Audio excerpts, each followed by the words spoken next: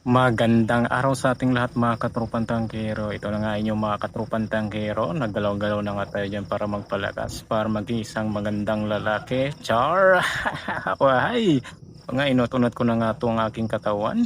Pagkatapos, magpo-pull up na tayo mga katrupang tangkero. No? So ginagawa ko yan 3 times pull up. So ganyan lang po ating ginagawa para mapanatili ang ating pagiging isang magandang lalaki. Sexy! At siyempre mga katropang tangkero, yan, ganyan lang.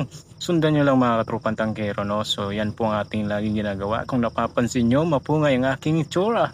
So mapayat tayo mga katropang tangkero, no? So panagihin natin maging maganda ating katawan. Ganyan lang po ang diskarte mga katropang tangkero kung bakit maliliit ang tiyan ng ating mga kasundaluhan mga katropang tangkero, no? So everyday po yung ginagawa ko tuwing hapon saka umaga, no? Actually tuwing hapon lang talaga ako ginagawa yan kasi sa umaga may ginagawa tayo mga katropang tangkero, no?